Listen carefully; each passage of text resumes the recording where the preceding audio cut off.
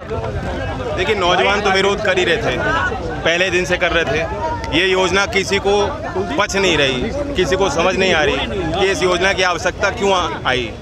जो हमारी भारतीय सेना है, हम उन पर गर्व करते हैं और वो बहुत काबिल सेना है। विश्व में अगर आप दूसरे मिलिट्री से कंपेयर करेंगे तो हमारी परफॉर्मेंस भी अच्छी रही।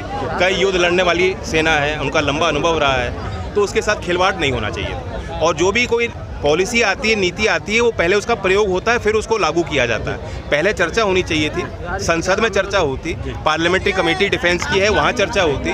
अब बड़े बड़े अधिकारी जो सेना में रह चुके हैं वो कह रहे हैं कि इस तरह की कोई चर्चा कभी हुई नहीं।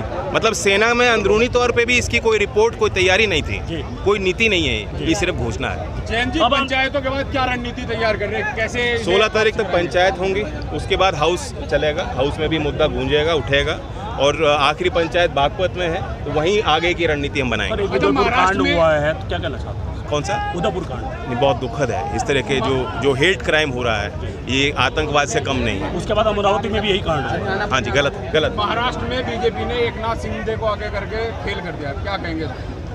हम सेना की बात कर रहे हैं, वो शिवसेना पे उनकी नज़र है। जैन जी, यहाँ हजारों युवाओं को क्या कहना चाहेंगे? हाँ जी,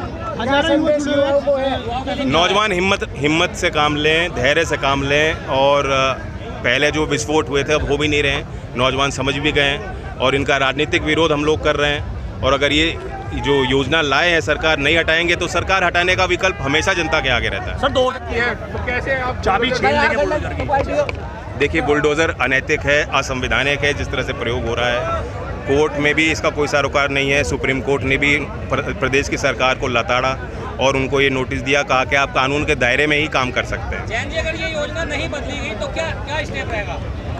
ये तो पंचायतें में ही फैसला होगा, जनता का क्या मिजाज है। इसलिए मैंने कहा आज मुजफ्फरनगर के लोगों का मिजाज देखकर हम लोग उत्साहित हुए। अच्छी संख्या में लोग यहाँ पहुँचे और आशीर्वाद दिया।